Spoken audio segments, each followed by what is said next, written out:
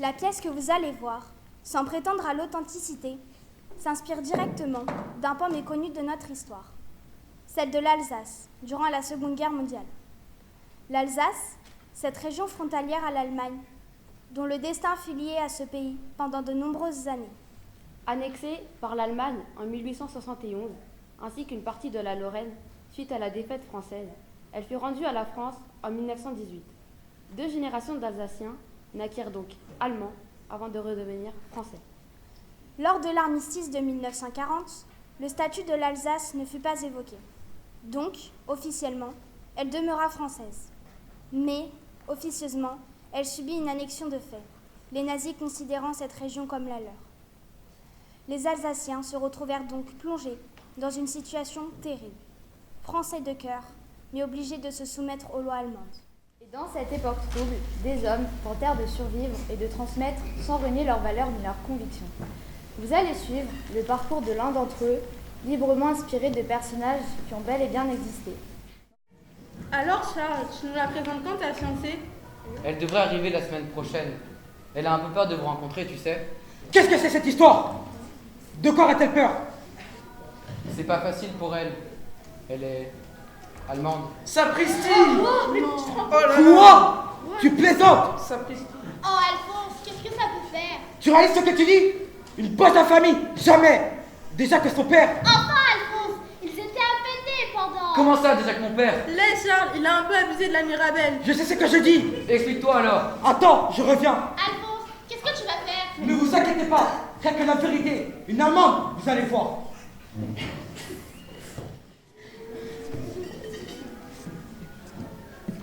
Tiens, voilà qui était ton père. Regarde toi-même.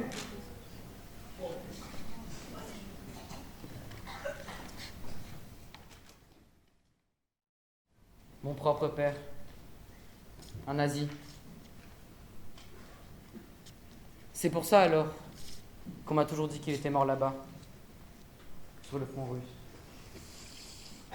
En combattant du mauvais côté, donc. Et je ne l'ai même pas connu pour savoir moi-même si... Non, ce n'est pas possible. Il faut que j'en ai le cœur net. Et si tu m'as menti, Alphonse, tu auras intérêt à t'excuser.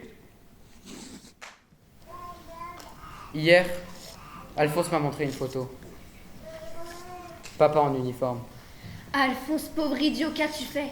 Je parie qu'il avait encore abusé de la Mirabelle. Oh ça oui.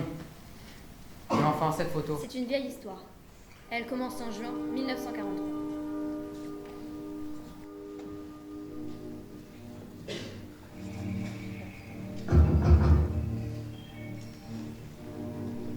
Vous êtes bien Gérard Tenel, né en août 1915? Oui, c'est moi. Vous êtes réquisitionné dans l'armée du Führer. Avec effet immédiat, vous allez venir avec nous. Mais ce n'est pas possible. Il doit y avoir un, je suis alsacien. Donc, allemand, l'Alsace fait partie du Reich. Doit-on vous le rappeler? Je ne peux pas partir comme ça. Ma maison, le travail, et ma femme ne peut rester seule avec notre petit garçon, et encore tout petit. Cela importe peu. Le Reich l'emporte surtout. Et c'est un ordre.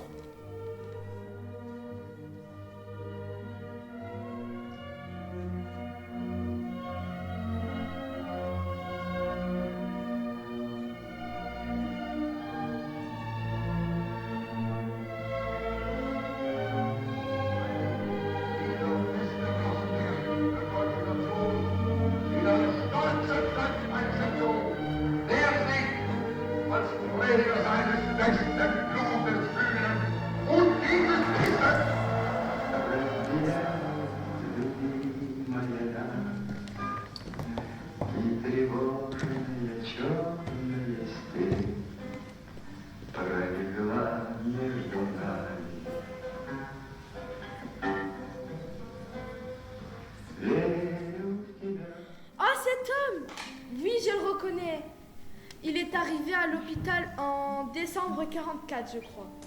Déjà très malade. Je le voyais chaque soir dans son lit de douleur. Et vous étiez là quand... Quand il est parti, oui. C'était un soir de décembre. Je suis si émue. Si Gérard voyait ça, il serait tellement heureux. Il nous voit, maman. j'en suis convaincu, et il est heureux. Peut-être. L'essentiel, c'est qu'il ne soit pas mort pour rien. Et maintenant, je voudrais que nous ayons tous une pensée pour mon père. S'il n'est pas présent ce soir, c'est grâce à lui que je suis là, avec vous vivant. S'il a dû endosser l'uniforme malgré lui, il ne fut pas pour autant un nazi. Nous le savons tous. Et rien ne lui ferait plus plaisir que de nous voir tous là réunis, autour de son fils et de ma femme, allemande. Asgir! Asgir!